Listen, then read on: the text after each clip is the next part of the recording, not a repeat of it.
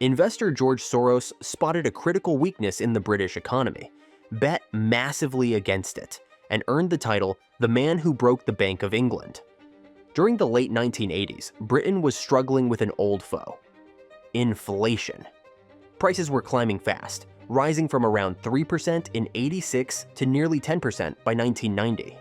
Meanwhile, Europe was moving toward a single currency, starting with the European Exchange Rate Mechanism, ERM.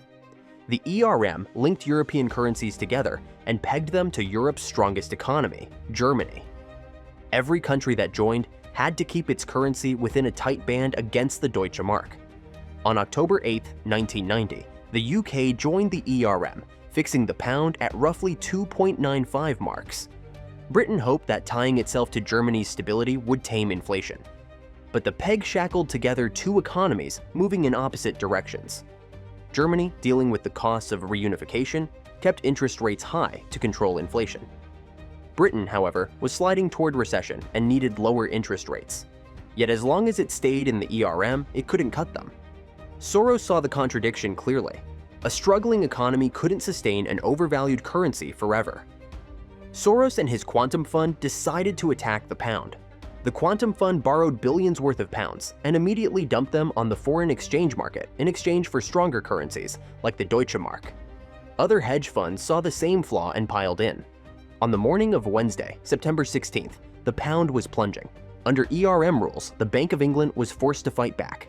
Its first move was to use its reserves to buy pounds. But the market was selling far more than the bank could absorb. Billions were spent with no effect. By mid-morning, it was clear that buying alone wouldn't work. The government tried its last major tool: interest rates. At 11 a.m., Chancellor Norman Lamont announced an emergency hike from 10% to 12%, an enormous jump for an already weak economy. It signaled desperation. Traders kept selling. A few hours later, the government announced an even bigger hike, to 15%. But no one believed rates that high could last. The stock market actually rose, betting that the government was bluffing and would soon abandon the ERM. By late afternoon, the battle was lost. At 7:30 p.m., Lamont announced that Britain was withdrawing from the ERM. The pound would float freely, and immediately fell to its true market value.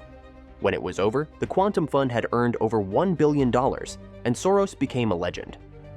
Black Wednesday humiliated the government and helped lead to its landslide defeat.